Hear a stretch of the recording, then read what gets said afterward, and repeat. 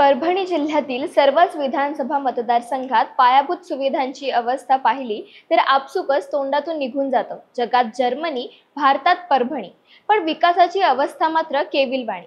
अशा या प्रभावती नगरी अर्थात परभणी जिल्ह्यात विधानसभेचे परभणी, गंगाखेड, पाथरी आणि जिंतूर असे 4 मतदारसंघ असून चारही मतदारसंघात स्वतंत्र पक्षांचे आमदार प्रतिनिधित्व करतात.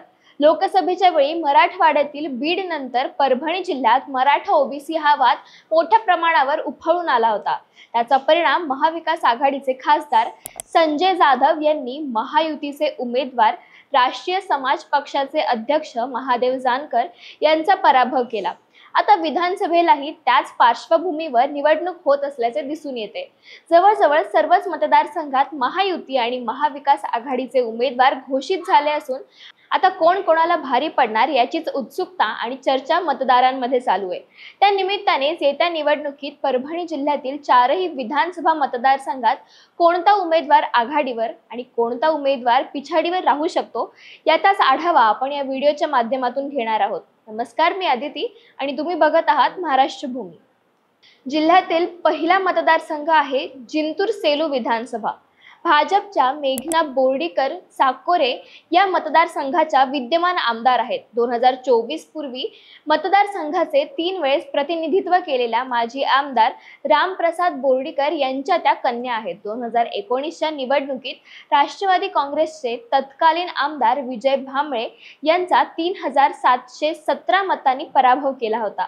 यंदाही हेच पारंपरिक प्रतिस्पर्धी एकमेकांसमोर असले तरी महाविकास आघाडीत ही जागा राष्ट्रवादी शरद पवार पक्षाला सुटल्याने ऐनवेळी वंचित बहुजन आघाडीची उमेदवारी मिळालेल्या सुरेश नागरे यांनी आजी आणि माजी आमदारांसमोर तगडं आव्हान निर्माण केले. तसेच मतदारसंघात सरळ मराठा आणि ओबीसी असं ध्रुवीकरण सध्या बघायला मिळतंय. मराठा आंदोलक मनोज जरांगे पाटील यांचे समर्थक म्हणून गणेश काजळे यांनीही आपला उमेदवारी अर्ज दाखल केलाय. त्यामुळे ही निवडणूक चौरंगी झाल्यास मराठा मतदारांचे ध्रुवीकरण अटळ असून ओबीसी समाजातून येणारे आता दलित आणि काही प्रमाणात मुस्लिम मतदारांची साथ मिळाल्याने भक्कम झालेले सुरेश नागरे या मतदारसंघातून विजयी होऊ शकतात अशी सर्वत्र चर्चा बघायला मिळते. दुसरा मतदारसंघ आहे परभणी विधानसभा. 1990 पासून ते आजपर्यंत हा मतदारसंघ शिवसेनेचा बालेकिल्ला राहिलाय.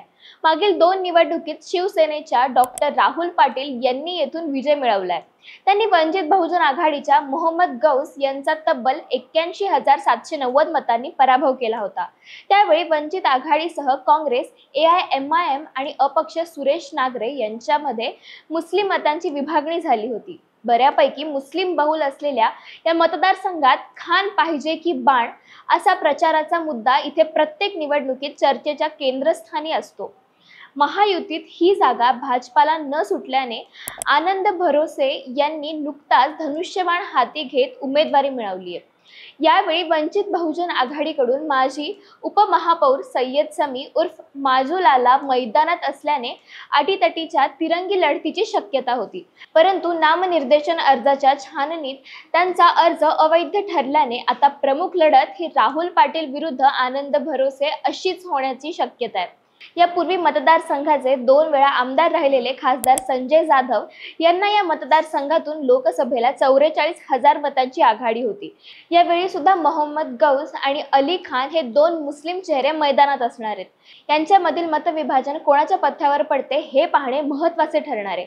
सध्या तरी विद्यमान आमदार राहुल पाटील यांच्याच विजयाची शक्यता जास्त आहे.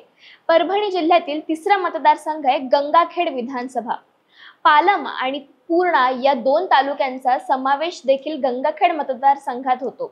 मागील वेळी कारागृहातून निवडणूक जिंकत सर्वांनाच आश्चर्याचा धक्का देणारे राष्ट्रीय समाज पक्षाचे डॉक्टर रत्नाकर गुट्टे परत एकदा महायुती पुरस्कृत उमेदवार म्हणून निवडणुकीच्या आखाड्यात असणार आहेत. विद्यमान आमदारांनी केलेली विकास कामे आणि लोकसभेच्या वेळी ओबीसीने दाखवलेली एकजूट यामुळे या एकमेव मतदारसंघातून महादेव जानकर आघाडीवर होते.